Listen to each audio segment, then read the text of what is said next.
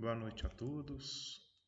Eu venho aqui então agradecer a oportunidade do convite do pessoal aqui da Cifrater, dos fraternistas que aqui moram, que são tão mais bem preparados, né, que nós fraternistas, pessoas de outros cantos do mundo e do país, do Brasil, que ainda não tivemos o desprendimento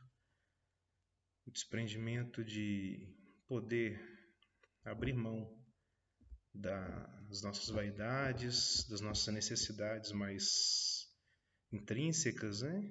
Enfim, de habitarmos uma comunidade mais afastada, mais em zona rural, em que tem o propósito de vivenciar de uma forma mais branda, de uma forma mais simples, o cristianismo redivivo, a troca comunitária e o trabalho assistencial também, e o seu aprimoramento íntimo.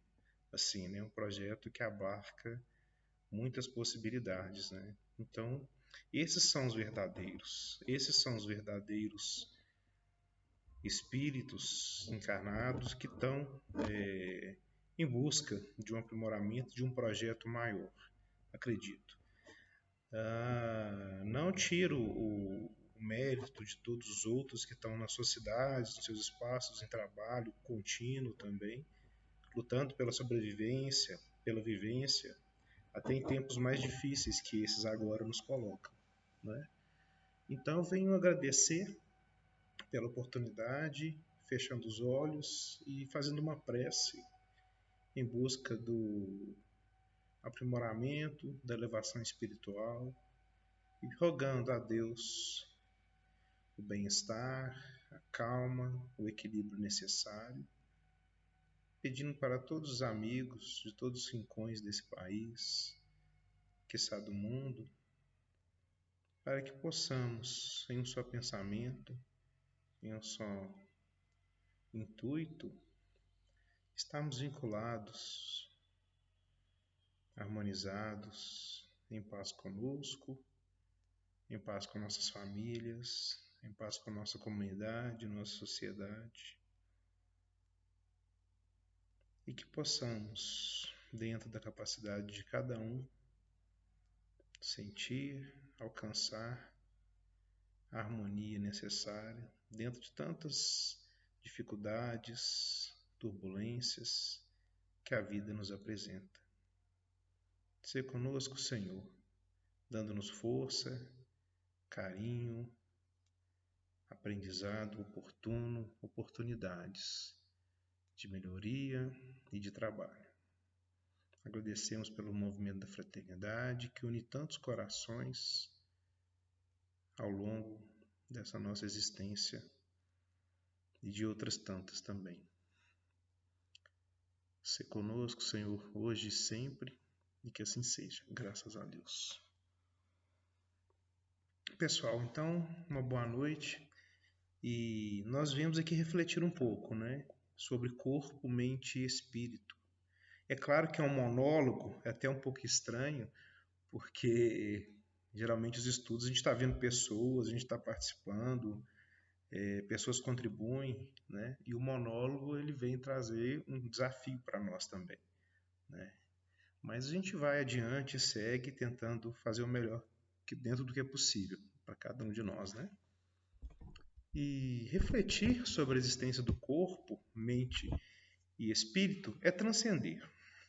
É transcender a temporalidade presente e viajar em uma lógica profunda, tentar entender o milagre da vida, as bênçãos cósmicas do universo. É tentar ultrapassar as barreiras da materialidade e acessar mecanismos divinos de organização, disciplina e oportunidade. Nós somos seres transdimensionais, ou seja, coexistimos em mais de uma dimensão ao mesmo tempo. Existimos encarnados no planeta Terra e quando dormimos temos acesso a outros mundos, um mundo espiritual ou metasistema para uma linguagem mais científica. O que é o perispírito? Vamos pensar aqui, refletir um pouco. perispírito é um conceito cunhado por Allan Kardec, que é uma matéria fluídica, está entre o corpo físico e o espírito. O corpo físico, matéria condensada, propriamente dita, e o espírito, matéria sutil. É importante a gente dizer que o espiritismo ele nasceu de uma base científica e é uma filosofia com desdobramentos morais também. É preciso que a gente marque bem essa situação, né? Existe muito conhecimento no mundo acerca desses corpos sutis, que são esses elementos que trazem aqui, né, a questão do perispírito, né? E tem um outro sinônimo também para perispírito, de acordo com a ciência, alguns conceitos que modifica-se o nome para que a ciência e as publicações elas possam, né, que na verdade estão baseadas no materialismo puro, né, elas possam abarcar de uma forma mais objetiva conceitos espirituais ou espiritualistas que muitas vezes não são aceitos pelo método científico e pela todo o status quo que já existe dentro da ciência e que já sabemos até então, né? Então, um conceito muito trabalhado dentro do perispírito, né, e um sinônimo de perispírito é o modelo organizador biológico, que foi um conceito determinado pelo Dr. Hernani Guimarães, né?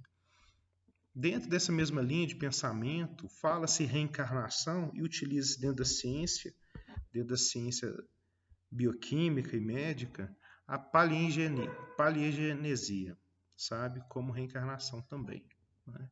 Aí, nesse caso, as pessoas, em algumas publicações, em alguns trabalhos, vão saber, assistir palestras sobre paleogenesia, não sabem do que se trata, mas vão pela curiosidade, né? E quando se tornam, vai passando o tempo, lá no final elas vão descobrindo que então, não vão descobrindo, mas acabam vendo, né, conceitos científicos tratados a visão do kardecismo, do espiritismo, reencarnação, mas com métodos e metodologias mais próprias, mais científicas, né? E quando se fala em alma, a alma dentro dessa categoria científica também utiliza-se o tema metasistema, né? Como e campo biomórfico, né? Um conceito trazido por Rupiel Drake. É importante dizer, gente, eu queria até agradecer de antemão pela convivência e o contato com o pessoal das AMES, que estão espalhados por todo o Brasil e também fora dele, né? As associações médico-espíritas, que eu ingressei há poucos anos e pude ter o contato com uma linha de raciocínio, de pensamento espírita, muito mais científica, sabe? Alinhada com os pensamentos da área de saúde, sabe? E são inúmeras pessoas devotadas, trabalhadores assíduos, sabe? Que vêm fazendo esforços gigantescos em torno de trazer para a parte científica esses conceitos maiores, né? Das existências, nas múltiplas existências, das múltiplas vidas, né? Conceitos de espiritualidade, né? Dentro do conceito de saúde também. Muitas instituições hoje em dia, acadêmicas, universidades, já têm trazido nos seus cursos de medicina a disciplina de saúde e espiritualidade ou termos afins com o intuito de trazer, né, práticas integrativas, práticas que complementem o tratamento propriamente dito científico da ciência, o tratamento médico, mas que abarcam N possibilidades de tratamento, de práticas também do paciente em termos de qualidade de vida, em termos de aquisição de novos hábitos saudáveis para suas vidas, né? E que, querendo ou não, de uma certa forma, são o que mantém, né? Mantém a base da saúde mesmo, sabe? Né? Existe uma obra muito interessante que chama Medicina Vibracional, que é um livro revolucionário, que marca uma um divisor de águas dentro do mundo da ciência, né? E esse livro, que é extremamente científico, fala da dualidade da matéria e do princípio inteligente também. E continuando, eu venho trazer aqui algumas reflexões dentro do Evangelho segundo o Espiritismo, no capítulo 17, sobre o tema Sede Perfeitos e caracteres da perfeição. Amai os vossos inimigos, fazei o bem àqueles que vos odeiam e orai por aqueles que nos perseguem e que vos caluniam. Porque se não amais senão aqueles que vos amam, que recompensa com isso tereis? Os publicanos não fazem também? E se vós não saudardes senão vossos irmãos, que fazeis nisso mais que os outros? Os pagãos não fazem também? Sede, pois, vós outros perfeitos, como vosso Pai Celestial é perfeito. Isso está em São Mateus, capítulo 5, versículo 44, 46, 47 e 48. Uma vez que Deus possui a perfeição infinita em todas as coisas, esta máxima, sede perfeitos, como vosso Pai Celestial é perfeito, tomada ao pé da letra, pressuporia a possibilidade de se atingir a perfeição absoluta. Se fosse dada à criatura ser tão perfeita quanto o Criador, ela tornar-se-lhe-ia igual, o que é inadmissível. Mas os homens aos quais Jesus se dirigia não teriam compreendido essa nuance. Ele se limitou a lhes apresentar um modelo e lhes disse para se esforçarem por alcançá-lo. É preciso, pois, entender por essas palavras a perfeição relativa, aquela da qual a humanidade é suscetível e que mais a aproxima da divindade. Em que consiste essa perfeição? Jesus o disse: amar os inimigos, fazer o bem àqueles que nos odeiam, orar por aqueles que nos perseguem. Ele mostra, assim, que a essência da perfeição é a caridade em sua mais larga acepção, porque ela implica a prática de todas as outras virtudes. Com efeito, observando os resultados de todos os vícios e mesmo dos simples defeitos, se reconhecerá que não há nenhum que não altere, mais ou menos, o sentimento da caridade, pois todos têm seu princípio no egoísmo e no orgulho, que são a sua negação, porque tudo o que superexista o sentimento da personalidade destrói, ou pelo menos enfraquece os elementos da verdadeira caridade, que são a benevolência, a indulgência, a abnegação e o devotamento. O amor ao próximo, levado até o amor dos inimigos, não podendo se aliar com nenhum defeito contrário à caridade, é, por isso mesmo, sempre o indício de maior ou menor superioridade moral. Ele, onde resulta que o grau de perfeição está na razão direta da extensão desse amor. Por isso, Jesus, depois de ter dado aos seus discípulos as regras da caridade naquilo que ela tem de mais sublime, lhes disse: sede, pois, perfeitos, como o vosso Pai Celestial é perfeito.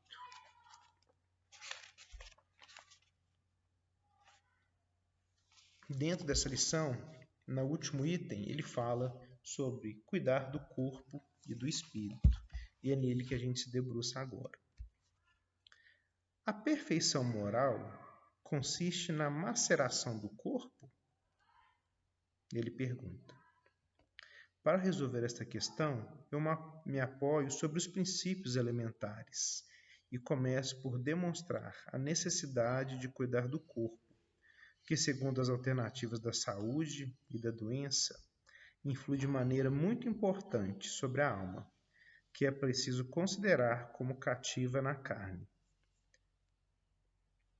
Para que esta prisioneira viva, se divirta e conceba mesmo as ilusões da liberdade, o corpo deve estar são, disposto, vigoroso.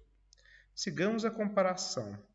Ei-los, pois, em perfeito estado, ambos, que devem fazer para manter o equilíbrio entre as suas aptidões e suas necessidades tão diferentes? Aqui, dois sistemas se defrontam.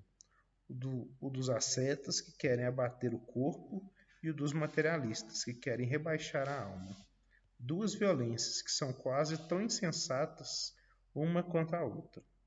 Ao lado desses grandes partidos, formiga a numerosa tribo dos indiferentes, que, sem convicção e sem paixão, amam tibiamente e gozam com economia. Onde, pois, está a sabedoria?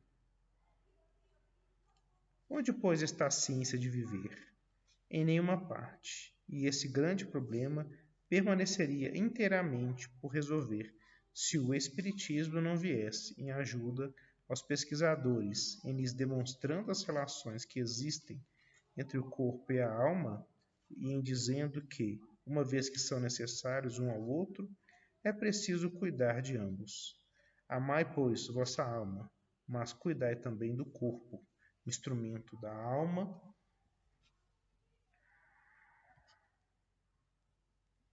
Desconhecer as necessidades que são indicadas pela própria natureza é desconhecer a lei de Deus.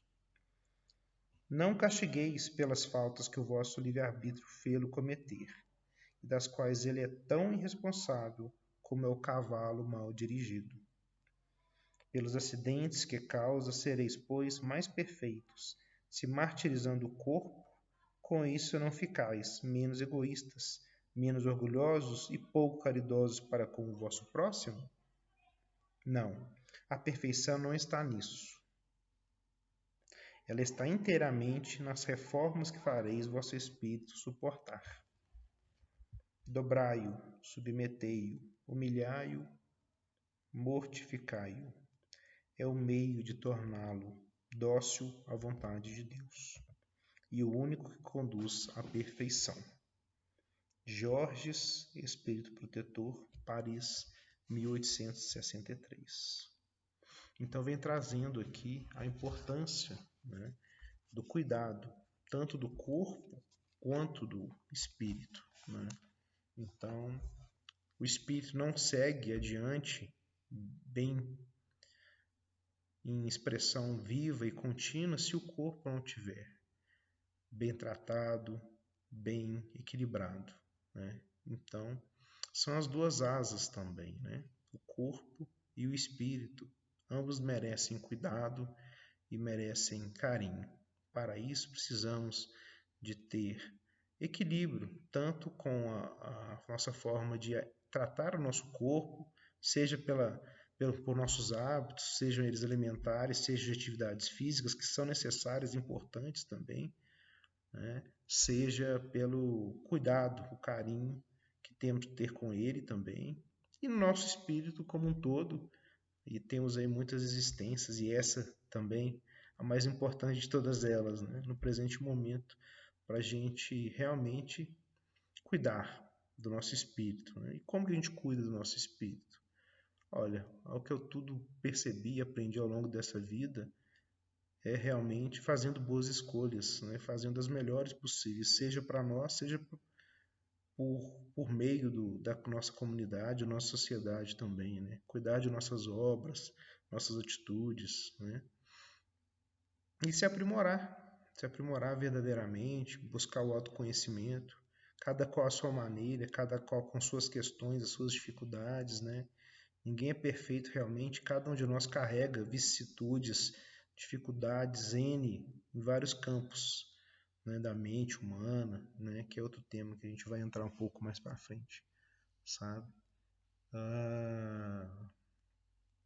Então, esse cuidado, esse autocuidado, né, esse amor próprio, esse amor verdadeiro no nosso íntimo, ele perpassa todos esses campos, o campo fisiológico, o campo espiritual e a mente humana, realmente que governa, né, que é o start de toda essa lógica maior existencial, né?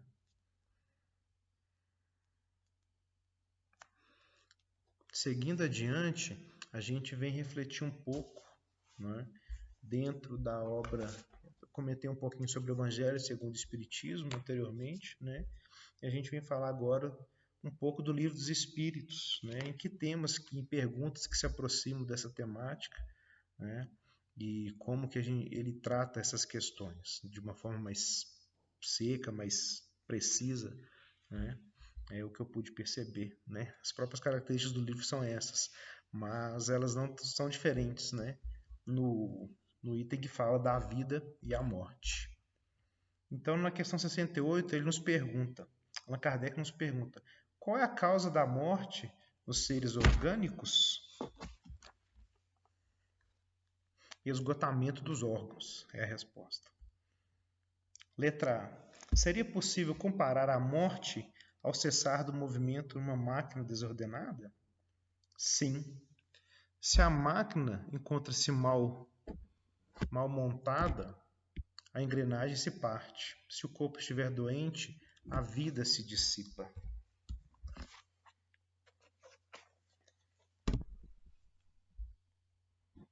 69. Porque numa lesão do coração, mais do que a de outros órgãos, causa a morte. O coração é uma máquina de vida, mas não é o único órgão cuja lesão ocasiona a morte. O coração é apenas uma das engrenagens essenciais. Pergunta 70. No que se transformam a matéria e o princípio vital dos seres orgânicos após a morte?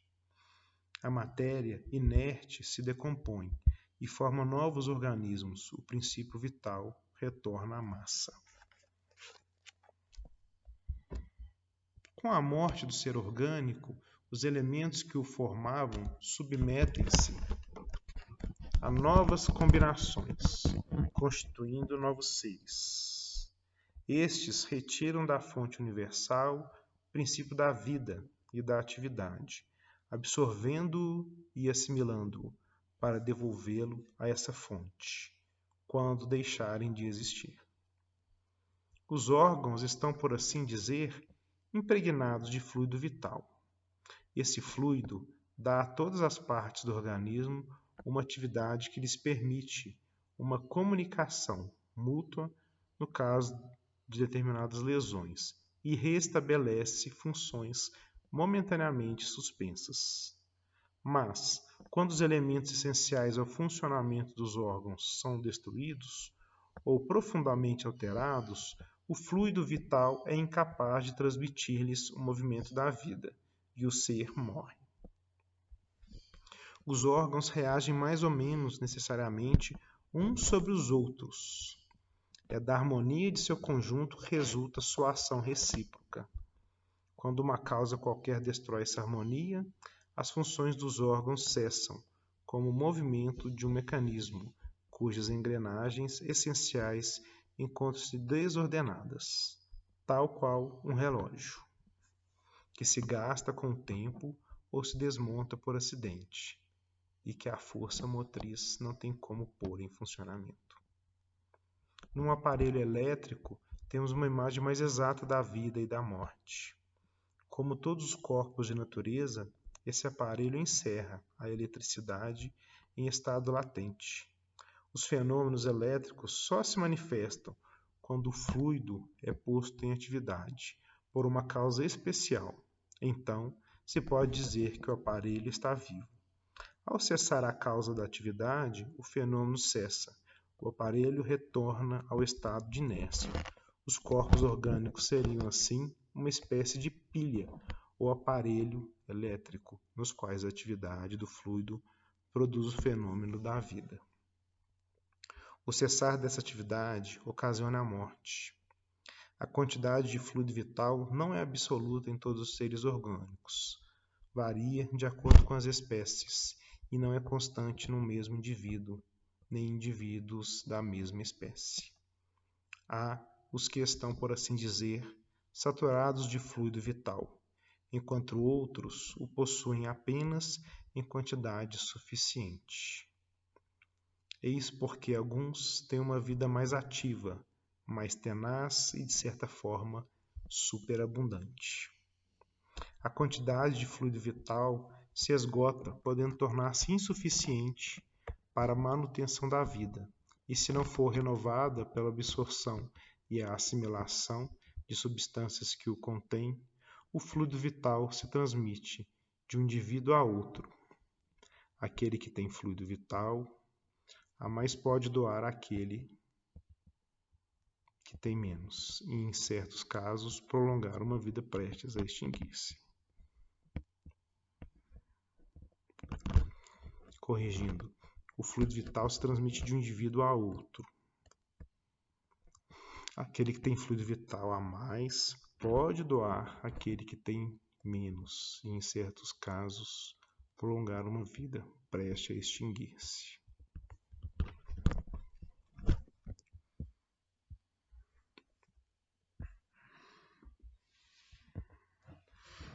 São muito complexas, né, todas essas relações do corpo, da mente, do espírito.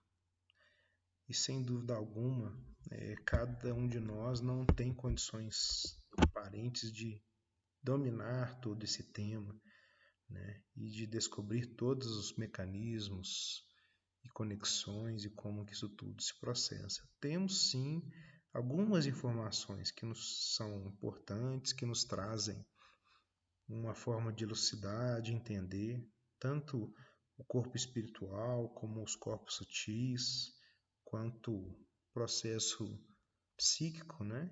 A parte mental realmente, e na fisiologia humana, na fisiologia orgânica mesmo assim, né? Dentro do conceito do livro Evolução em Dois Mundos, que é uma obra, sim, magnífica no campo da ciência, no campo da saúde também, né? André Luiz vem trazer a todos nós, por meio de Chico Xavier, né, informações importantíssimas que já eram ditas há tantos anos atrás, né? Na verdade, mais de 70 anos da data de sua publicação, né?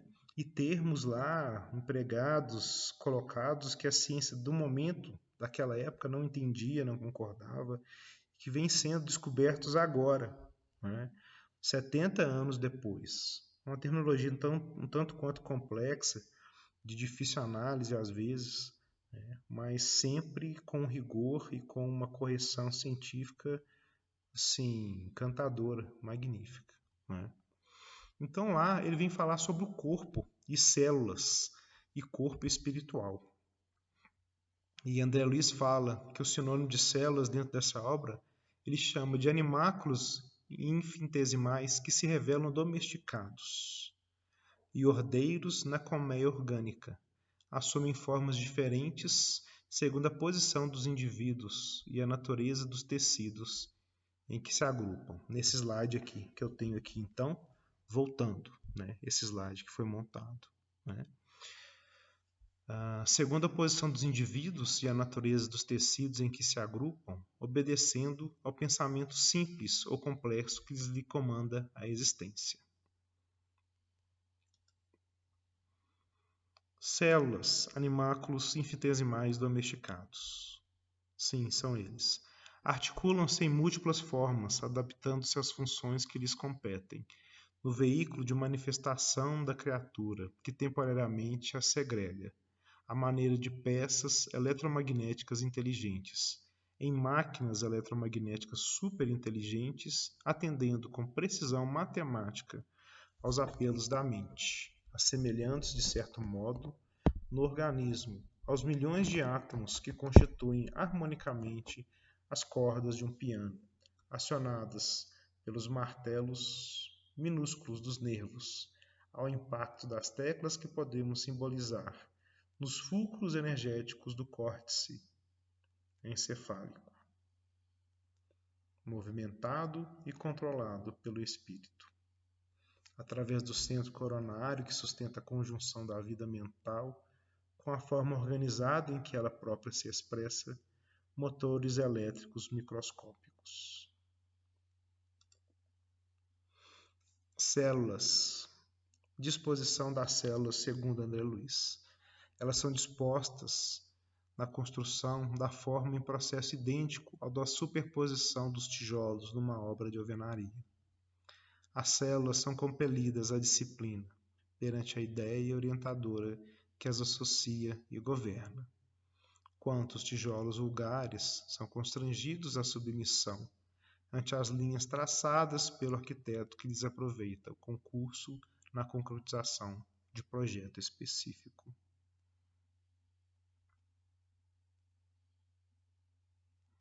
Corpo humano e sistemas. Desdobramento das funções orgânicas. É assim que são funcionárias da reprodução no centro genésico, trabalhadores da digestão e absorção no centro gástrico, operários da respiração e fonação no centro laríngeo, da circulação no centro cardíaco, servidoras e guardiãs fixas ou migratórias do tráfego e distribuição. Reserva e defesa no centro esplênico, auxiliares na inteligência e elementos de ligação no centro cerebral, e administradoras e artistas no centro coronário, amolgando-se às ordens mentais recebidas e traduzindo na região de trabalho que lhes é própria a individualidade que as refreia e influencia, com justas limitações no tempo e no espaço. Então a gente começa a estabelecer, é muito engraçado e muito interessante como que ele estabelece uma descrição filosófica e poética acerca de todas as relações orgânicas, né? É interessante, né? É bonito de se ver. Corpo humano, microscópicos elétricos com vida própria. As células com vida própria subordinam-se às determinações do ser, que as aglutina e lhes imprime a fixação ou a mobilidade indispensáveis às funções que devam exceder no mar interior do mundo orgânico. Os líquidos intracelulares e intersticiais têm papel fundamental, fornecendo meio líquido material próprio para a propagação magnética dessas energias.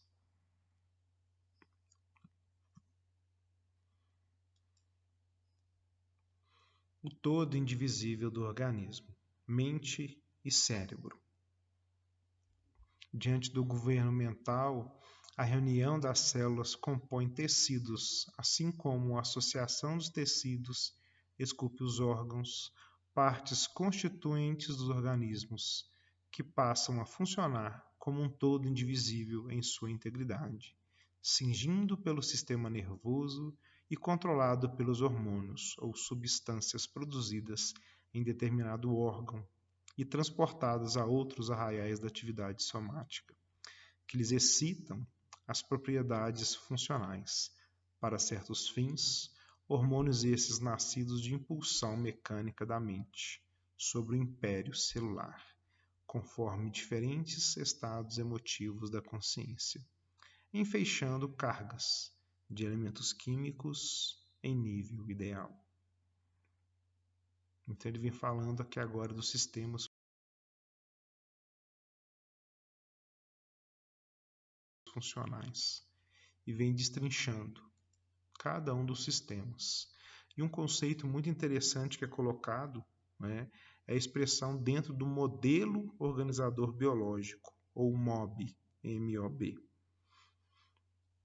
Então esse modelo organizador biológico seria, na verdade, a matriz orgânica celular, né, que se expressa esse organismo físico, nosso corpo humano, propriamente dito. Perfeitamente compreensíveis nessa fase os estudos científicos que reconhecem os agrupamentos colaboracionistas nas células especializadas através da cultura artificial dos tecidos orgânicos, em que um fragmento qualquer desses mesmos tecidos, seja da epiderme ou do cérebro, permanece vivo por muito tempo, quando mergulhado em um soro que é cuidadosamente imunizado e mantido na temperatura correspondente à do corpo físico, acusa uma vida intensa. Decorridas algumas horas, os produtos de excreta intoxicam o soro, impedindo o desenvolvimento celular. Mas, se o líquido for renovado, continuam as células a crescer no mesmo ritmo de movimento e expansão que lhes marca a atividade no edifício corpóreo. Todavia, fora do governo mental que as dirigia, não se revelam iguais às suas irmãs em função orgânica. Expressão fora do MOB.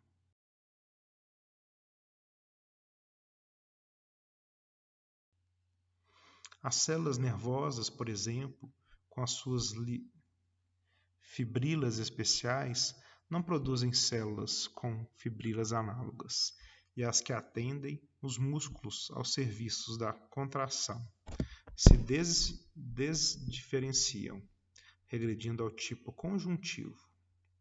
Todas as que se ausentam do conjunto estrutural do tecido inclinam-se para a apresentação morfológica da ameba, segundo observações cientificamente provadas. Isso ocorre porque as células, quando ajustadas ao ambiente orgânico, demonstram o comportamento natural do operário, mobilizado em serviço sob as ordens da inteligência, comunicando-se umas com as outras, sob o influxo espiritual que lhes mantém a coesão e procedem no soro com as amebas em liberdade, para satisfazer aos próprios impulsos. E as células nervosas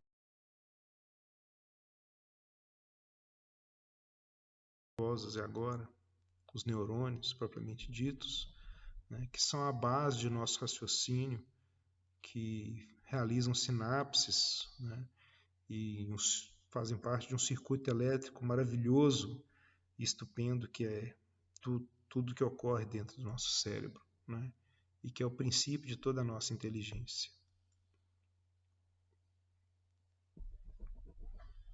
Evolução em cérebro, formação do mundo cerebral. Os neurônios nascem e se renovam milhões de vezes no plano físico e no plano extrafísico, na estruturação de cérebros experimentais, com mais vivos e mais amplos ingredientes do corpo espiritual, quando em função nos tecidos físicos até que se ergam em unidades morfológicas definitivas do sistema nervoso, demonstrando formação especialíssima, porquanto reproduz mais profundamente a tessitura das células psicossomáticas. O neurônio é toda uma usina microscópica, constituído de um corpo celular com prolongamentos apresentando um núcleo, escassa cromatina e um nucleolo.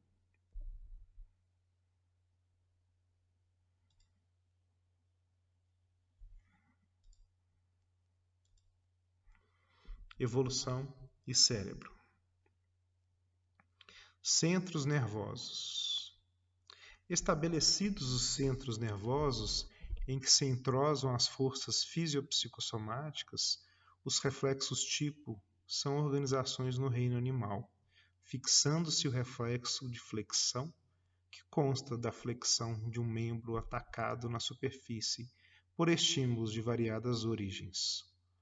O reflexo fásico, que interessa a defesa própria da remoção de estímulos perniciosos, o reflexo miotático e a evidenciar-se na contração de um músculo quando responde à extensão de suas fibras.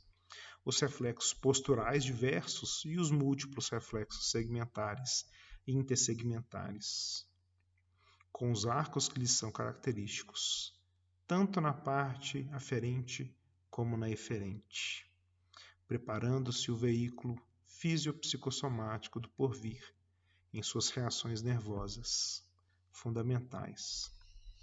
Através dele, o encéfalo, conservando consigo o centro coronário e o centro cerebral, registra excitações inúmeras para que as faculdades de percepção e seleção, atenção e escolha se consolidem.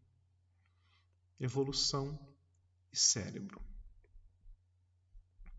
Fator de fixação. O pigmento ocre que a ciência humana observa sem maiores definições é conhecido no mundo espiritual como um fator de fixação.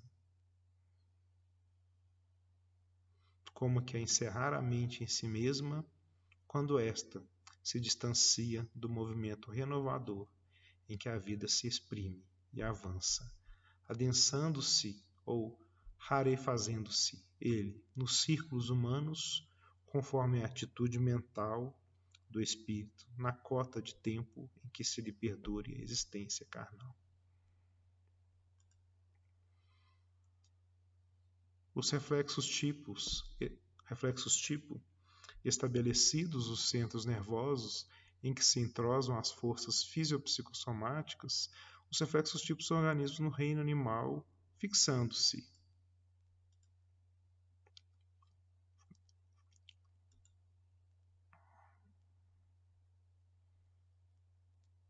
Desculpa, gente, eu pulei um slide aqui e li ele de novo, tá? Vamos seguir adiante. Formação dos sentidos dentro da evolução em cérebro. Tato, olfato, paladar.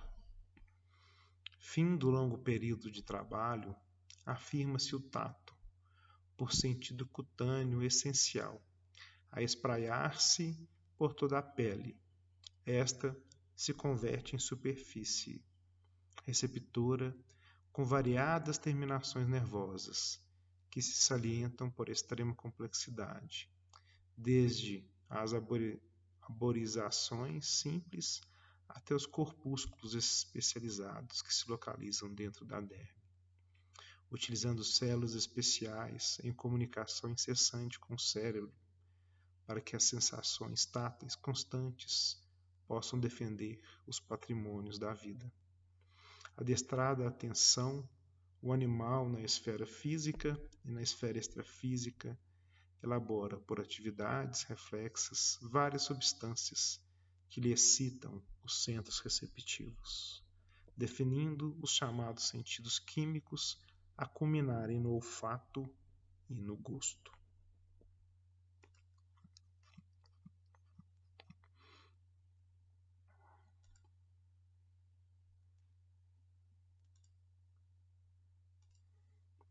Olfato, paladar. No epitélio olfatório, as células basais, as de sustentação e as olfativas, sobre as glândulas de Bowman, que se encarregam de fornecer o muco necessário à discriminação dos elementos odoríferos, operam a seleção das propriedades aromáticas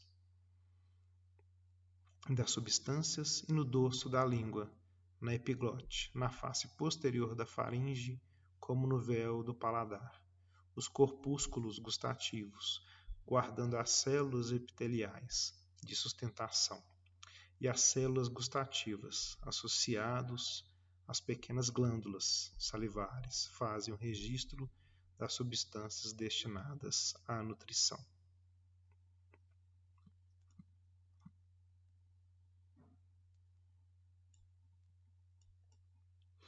A visão. Qual visão? A visão física, biológica apenas, a dos nossos olhos, o nosso globo ocular.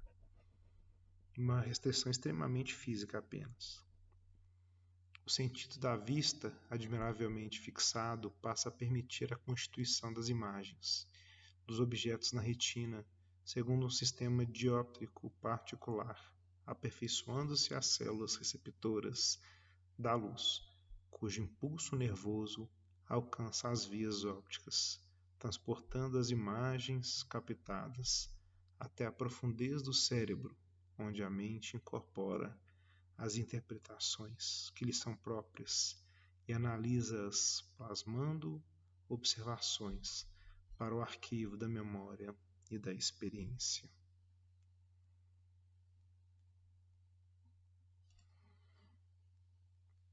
Pessoal, eu ainda tenho a audição, sistema auditivo humano, mas eu queria ainda pular um pouco e falar sobre a invasão microbiana. A invasão microbiana está vinculada a causas espirituais? Ele pergunta. Quem pergunta, André Luiz. Excetuados os quadros infecciosos pelos quais se responsabiliza a ausência da higiene comum, as depressões criadas em nós por nós mesmos, os domínios do abuso de nossas forças, seja adulterando as trocas vitais do cosmo orgânico pela rendição ao desequilíbrio, seja estabelecendo perturbações em prejuízo dos outros, plasmam nos tecidos fisiopsicossomáticos que nos constituem o veículo de expressão determinados campos de ruptura na harmonia celular. Verificada a disfunção, toda a zona atingida pelo desajustamento se torna passível de invasão microbiana, qual praça desguarnecida, porque as sentinelas naturais não dispõem de bases necessárias à ação regeneradora que lhes compete, permanecendo muitas vezes em devedor do ponto lesado, buscando delimitar-lhe a presença ou jugular-lhe a expansão. Quando o doente, porém, adota comportamento favorável a si mesmo, pela simpatia que instila no próximo, as forças físicas encontram sólido apoio nas radiações de solidariedade e reconhecimento que absorvem de quantos lhes recolhem o auxílio direto ou indireto, conseguindo circunscrever a disfunção aos neoplasmas benignos, que ainda respondem à influência organizadora dos tecidos adjacentes. O amparo aos outros cria amparo a nós próprios, motivo porque os princípios de Jesus, desterrando de nós animalidade e orgulho, vaidade e cobiça, crueldade e avareza, e exortando-nos à simplicidade e à humildade, à fraternidade sem limites e ao perdão incondicional. Estabelecem, quando observados, a imunologia perfeita em nossa vida interior, fortalecendo-nos o poder da mente na autodefensiva contra todos os elementos destruidores, degradantes que nos cercam, e articulando-nos às possibilidades imprescindíveis à evolução para Deus. A mente. Realmente, gente, esse ataque, né, a nossas formas de pensamento, construído muitas vezes por nós mesmos e não só por influenciação espiritual, são a base de muitas patologias, são a base de muitos desequilíbrios. Nós vivemos numa sociedade em que quase 80% dela, se já não teve, vai chegar a ter um dia algum problema psicossomático, algum problema psicológico, ao menos a depressão, que é o mal do século, né? Eu mesmo já tive depressão, já passei por N dificuldades nesse campo há décadas atrás, e sei que realmente não é fácil, né? Mas a gente precisa de ter muita força de vontade para vencer e seguir adiante, né? Então, ou seja, atribuir atividades físicas, práticas saudáveis realmente, né? Alimentação saudável, produção de endorfina, serotonina, dopamina, que são hormônios naturais, são hormônios químicos que nosso corpo produz, né?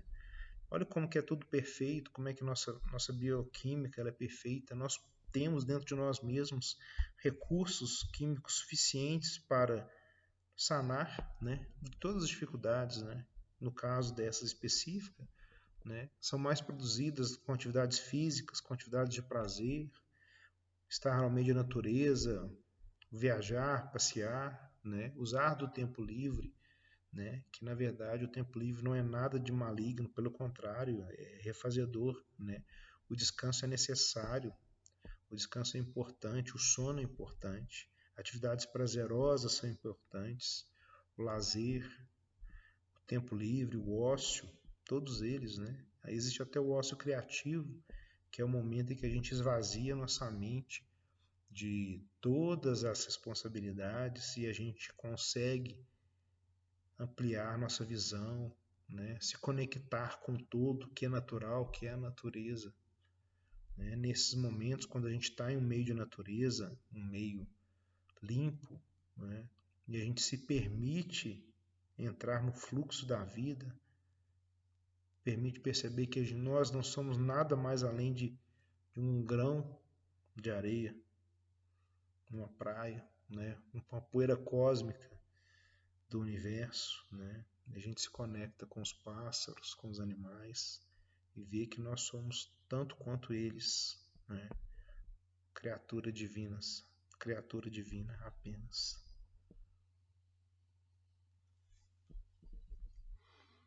Pensamento. Apesar de vivo, o pensamento é igualmente passivo da vontade que lhe motivou a origem e que lhe dá a natureza harmonizadora ou desarmonizadora. Em sua trajetória e divisão, os fluidos dos pensamentos podem sofrer interferência dos planos espirituais, que geram um círculo de forças entre o plano físico e extrafísico, inspirando, influenciando ou intuindo aquele que gerou o pensamento. Tal fenômeno pode levar à evolução individual e ou comunitária, ou ainda promover interferências simbióticas do pensamento próprio ou de outrem. Isso está descrito no livro de Décio Andoli Júnior, Da Alma ao Corpo Físico, sobre pensamento. E o que é o espírito, afinal de contas, dentro dessa terminologia que a gente vem buscando trazer aqui?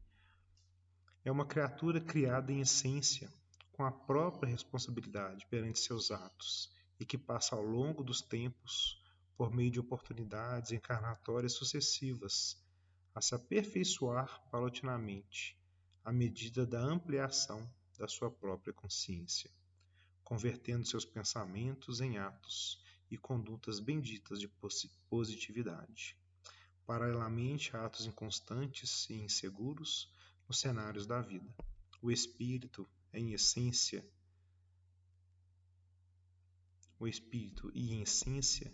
é nele que toda a memória existencial se armazena. Perispírito e centros de força, uma relação importante, né? Dentro desses centros de força, nós podemos observar que eles estão ligados aos próprios sistemas do nosso organismo físico, biológico, né? Inexoravelmente. Anatomicamente, eles são perfeitos e correspondentes em todos os nossos sistemas, sem dúvida alguma. O duplo etérico, ou centro de força, ele é a camada mais externa do corpo espiritual do encarnado. Ele representa a porção mais densa e grosseira do perispírito, mas ainda assim é composto de matéria sutil, ou espaço-tempo negativa. Esse conceito de espaço-tempo negativo é um conceito dito por um físico e um doutor do estudo dessa área, em que ele fala que nós vivemos no espaço-tempo positivo, nós encarnados, e que os desencarnados, ou seja, uma outra existência, né, extrafísica, vive no espaço-tempo negativo. É responsável principalmente pela estruturação e modelação do corpo físico, assim como pela transmissão das impressões carnais ao princípio inteligente e vice-versa. Os chakras do corpo, que são relacionados ao centro de força, sem dúvida, são só conceitos diferentes, mas que têm relação direta com os sistemas biológicos nossos de cada organismo, de cada órgão, de cada sistema. Então, essa relação corpo, mente e espírito, né, sobre o viés comportamental. O que nós devemos tirar conclusões a respeito disso? Sabe-se, portanto, que a mente, em conexão direta com o espírito, é responsável pela expressão do corpo humano. Logo, adotar hábitos saudáveis, tanto em pensamento quanto em cuidado com o corpo, vão trazer excelentes benefícios, sem dúvida, para o conjunto.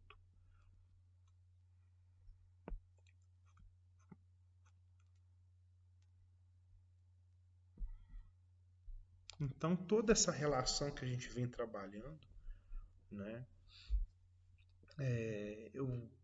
foi até um pouco pedante, eu concordo com vocês, uma descrição, uma narrativa muito complexa de sistemas e de organizações sob uma visão com uma linguagem mais pesada, mais densa, que é essa linguagem que André Luiz vem trazer, mas sobretudo com uma visão e uma prática tão bonita e tão filosófica por dentro dos conceitos de saúde, né? É muito importante a gente considerar o momento que a gente está vivendo no mundo, né? E no nosso país em relação à saúde também, né? Sobre essa pandemia, sobre esse coronavírus, né? SARS-CoV-19 e refletir sobre o que virá, o que devemos fazer diante dessa, quais os cuidados tomar. Nós já sabemos, as mídias todas estão aí trazendo a todo instante os cuidados que precisam ser tomados, né? São tempos difíceis realmente. Mas sobre o meu aspecto, assim, uma visão pessoal, eu acredito que temos que passar realmente por isso, né? Mas isso tudo aconteceu nesse instante para realmente voltarmos para dentro de nós mesmos, refletirmos mais sobre nossas questões íntimas, nossa existência e tudo aquilo que nos aflige, né? É um momento realmente para os trabalhadores de última hora, eu acredito, né? Dentro do conceito do espiritismo, em que a gente consegue, cada um dentro da sua casa, dentro do seu espaço de contenção, né? A gente consegue se estabelecer e se ver muito mais inteiro, né? Sem tantos contatos sociais, sem tantas festas, sem tanto convívio social. O que isso vem trazer para todos nós?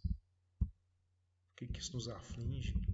Será que nós todos temos a capacidade de conviver com nós mesmos? Esse é o grande desafio. Muitas pessoas não estão dando conta. Aumentaram demais os casos, doenças psiquiátricas, desequilíbrios, desarmonias, justamente porque o ser humano a todo instante ele tem estímulos externos, né?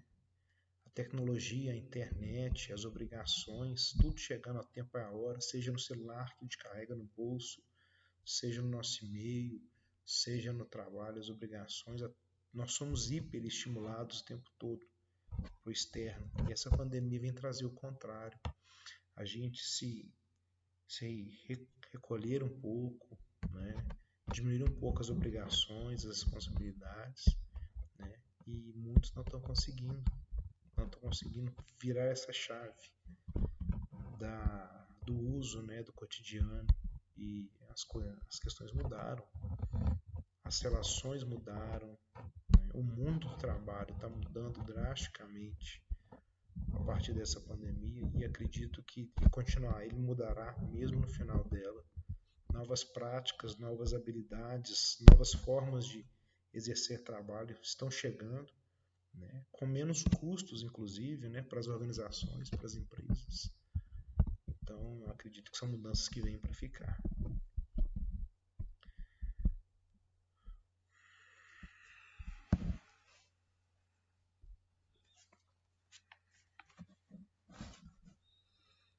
Terminando,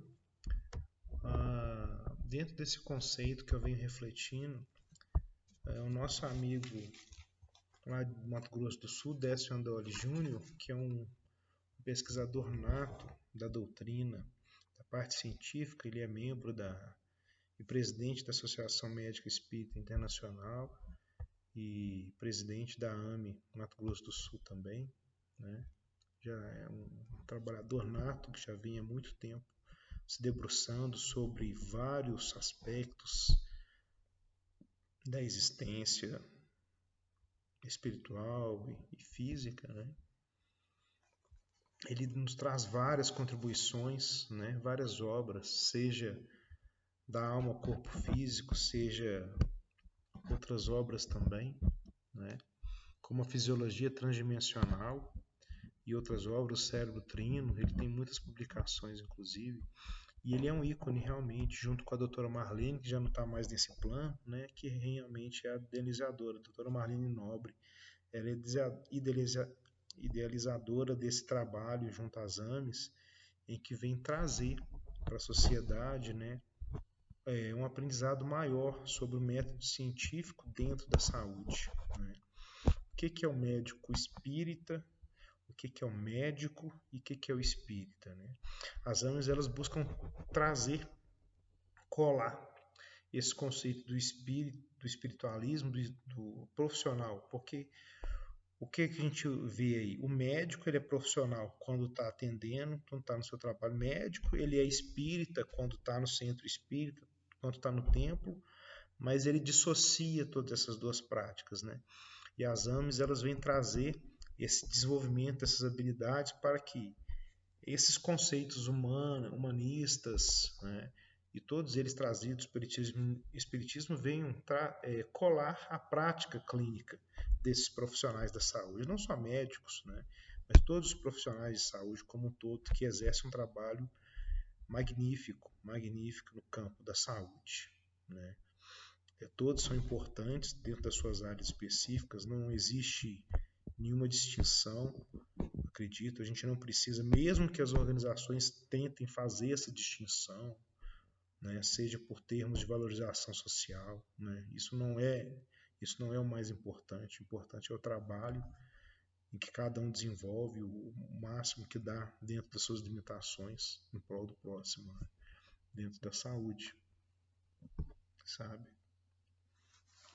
Então, esses membros da AME vêm desenvolvendo estudos belíssimos e com muitos pesquisadores internacionais e realizam trabalhos fantásticos realmente e têm contribuído muito.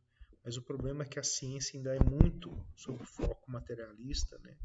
É calcada no materialismo e são muito negacionistas e dentro de muitas provas da existência espiritual, né?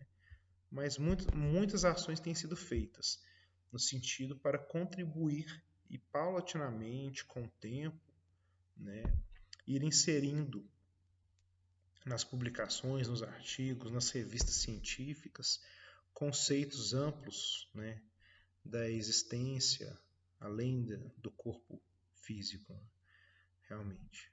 Né?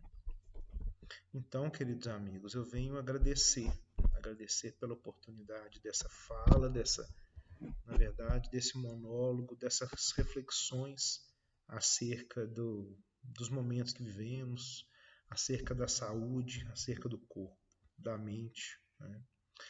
O espírito realmente é a nossa essência, não há dúvida, né? Mas precisamos realmente cuidar do que pensamos, do que refletimos, né? Como que estamos no mundo, porque a mente é a organizadora de todo esse complexo orgânico espiritual, né? Então, como já diziam, né? Corpo sã, mente sã. Então é importante cuidar da nossa mente, dos nossos hábitos saudáveis, para que tanto eles venham trazer equilíbrio psicológico, emocional, para levarmos a vida adiante, né? Cuidando de nossa saúde, cuidando de nossas famílias, das nossas responsabilidades perante o mundo. Né? Então eu agradeço mais uma vez os amigos do Movimento da Fraternidade, peço desculpa por algum equívoco, algum conceito muitas vezes complexo ou alguma terminologia que eu possa ter trazido e trazer novos questionamentos, né? Mas o intuito foi realmente só contribuir, só esse, tá? Não gerar dúvida, não gerar polêmica, sabe? E estamos aí, gente, para o que precisarem. Um grande abraço a vocês, né? Fiquem com Deus